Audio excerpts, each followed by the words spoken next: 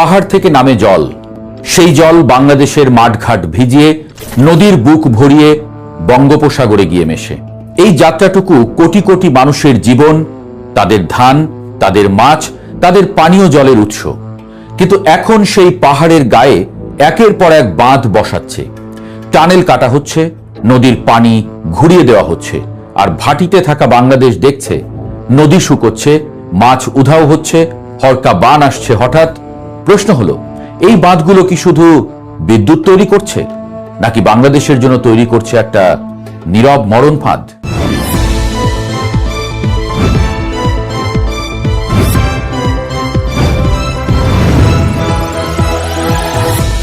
Google ম্যাপে বাংলাদেশের উত্তর পূর্ব সীমান্তের ঠিক ওপারে তাকালে দেখা যাবে মেঘালয়ের খাসিয়া পাহাড়ে গাঢ় সবুজের এক বিশাল অঞ্চল।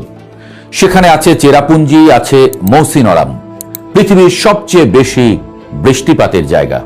সেই পাহাড় থেকে দুটো নদ নামছে, ডান দিক দিয়ে মিন্তদু নদ মেঘালয়ের জন্তিয়া পাহাড় বেয়ে নেমে সিলেটের জন্তাপুরে বাংলাদেশে ঢোকে। এখানে নাম বদলে হয়ে যায় সারি গোয়াইন। বাঁদিক দিয়ে কিনশি নদ সুনামগঞ্জের তাহিরপুর দিয়ে ঢুকে পরিচিত হয় জাদুকাটা নামে। দুটোই মিলে যায় সুরমায়, যা ভারতে বরাক নামে পরিচিত। এই দুই নদের উপর ভারত এখন যা করতে যাচ্ছে সেটাই বাংলাদেশের জন্য উদ্বেগের কারণ। 2012 সালে মিন্তদু নদীর উপর প্রথম বাঁধ চালু হয়, নাম মিন্তদু লেশকা স্টেজ 1, ক্ষমতা 126 মেগাওয়াট। ভারতের যুক্তি ছিল সোজা, এটা রান অব দ্য রিভার প্রকল্প, মানে নদীর পানি আটকে রাখা হচ্ছে না, টানেলের মধ্য দিয়ে ঘুরিয়ে বিদ্যুৎ বানিয়ে আবার ছেড়ে দেওয়া হচ্ছে। বাংলাদেশ তখন এতে তেমন আপত্তি করেনি। কিন্তু সমস্যা শুরু হলো পরের বছর থেকে।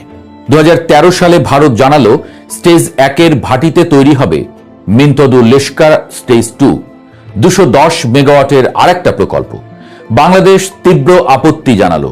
যৌথ নদী কমিশনে আলোচনা হলো, কিন্তু থামল না। 2026 সালের ফেব্রুয়ারিতে মেঘালয়ের বিদ্যুৎ মন্ত্রী জানালেন স্টেজ 2-এর বিস্তারিত প্রকল্প প্রতিবেদন তৈরি হয়ে গেছে, অর্থায়নও চূড়ান্ত হতে চলেছে।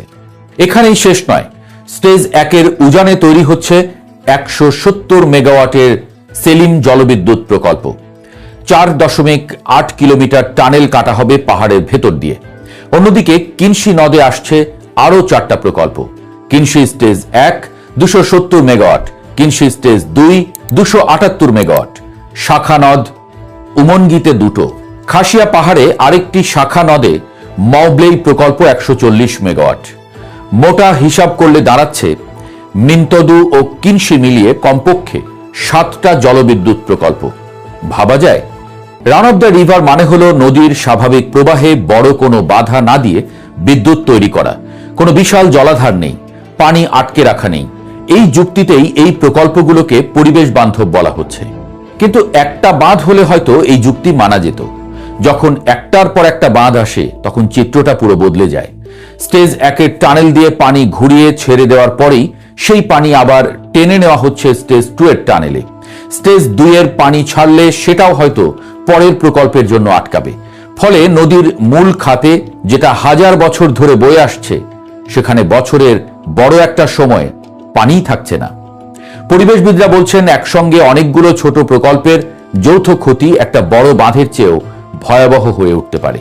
কারণ এই ধরনের সারিবদ্ধ বাঁধ নদীর প্রবাহের পরিমাণ, তার ছন্দ এবং অববাহিকার পুরো বাস্তুতন্ত্রকে বহুমাত্রিকভাবে ভেঙে দেয়।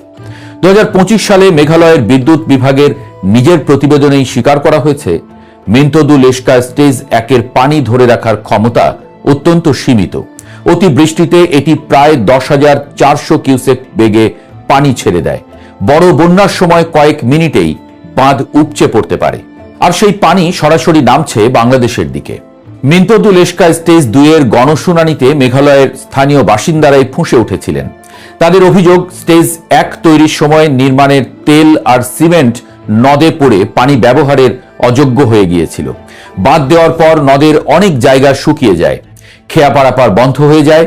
হঠাৎ পানি ছেড়ে দিলে বালু আর পাথরের স্তর ধুয়ে যায়, আর পরিযায়ী মাছ পুরোপুরি বিলুপ্ত হবে বলে আশঙ্কা করা হচ্ছে। কারণ নদীর গতিপথ বদলে গেলে এই মাছগুলো আর উজানে উঠতে পারবে না। ভাটিতে বাংলাদেশের অবস্থা আরও নাজুক। সিলেটের জৈন্তাপুর আর সুনামগঞ্জের তাহিরপুর, এই দুই এলাকার মানুষের জীবন এই দুই নদের সঙ্গে সরাসরি বাঁধা।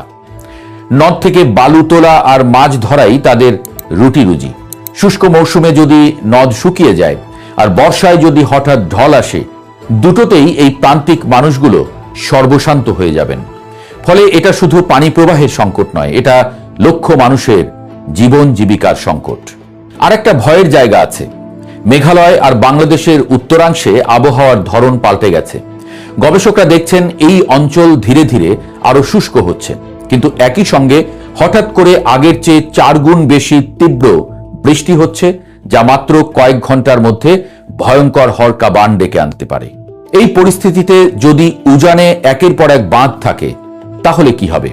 বাঁধগুলো হঠাৎ উপচে পড়লে বা পানি ছেড়ে দিলে সেই ঢলের সামনে বাংলাদেশ কার্যত নিরস্ত্র। তিস্তা নিয়ে বাংলাদেশ দশকের পর দশক দর কষাকষি করে যাচ্ছে। টিপাইমুখ বাঁধের বিরুদ্ধে আন্দোলন করে সেটা ঠেকানো সম্ভব হয়েছিল, কিন্তু মিন্তদু আর কিনশির এই বাঁধগুলো নিয়ে বাংলাদেশ এখন পর্যন্ত কার্যত নীরব। বিশেষজ্ঞরা বলছেন এই নীরবতাই সবচেয়ে বড় বিপদ, কারণ বাঁধ একবার তৈরি হয়ে গেলে তারপরে দাবি জানানোর জায়গা থাকে না বললেই চলে। তো এখন কি করা দরকার? প্রথমত, বাংলাদেশের প্রয়োজন সব তথ্য, মেঘালয়ের প্রকল্পগুলোর বিস্তারিত পরিকল্পনা, পরিবেশ মূল্যায়ন প্রতিবেদন, বার্ষিক পানি প্রবাহের হিসাব, কারণ তথ্য ছাড়া আলোচনা সম্ভব নয়, দাবিও সম্ভব নয়। দ্বিতীয়ত, প্রয়োজন সম্মিলিত পরিবেশ প্রভাব মূল্যায়ন, শুধু একটা বাঁধের নয়, পুরো সিরিজের। কারণ আলাদা আলাদাভাবে দেখলে প্রতিটা প্রকল্পকেই নিরীহ লাগবে, কিন্তু একসঙ্গে দেখলে বোঝা যাবে সত্যিকারের বিপদটা কোথায়। তৃতীয়ত, ভারতের সঙ্গে দ্বিপাক্ষিক আলোচনায় এই দুটো নদকে অগ্রাধিকার দিতে হবে। তিস্তার মতো এই নদ দুটোকেও যৌথ ব্যবস্থাপনার আওতায় আনা দরকার। কারণ নদীর পানি এক দেশের একার সম্পদ নয়, আর ভাটির দেশ বাংলাদেশের এই সত্যটা সবচেয়ে ভালো জানার কথা। পাহাড়ের বুকে বাঁধ বসছে, টানেল কাটা হচ্ছে, নদীর গতিপথ বদলে যাচ্ছে। আর নিচে সিলেটের জৈন্তাপুর, সুনামগঞ্জের তাহিরপুরে জেলেরা জাল ফেলছে একটা নদীতে, যেটা হয়তো আর কয়েক বছর পরে থাকবেই না। প্রশ্নটা তাহলে শুধু বিদ্যুতের নয়, শুধু পানির নয়, প্রশ্নটা হলো একটা নদী মরে গেলে তার সঙ্গে কতটুকু মানুষও মরে যায়। আর বাংলাদেশ কি সেই মৃত্যুটা দেখেও চুপ করে থাকবে?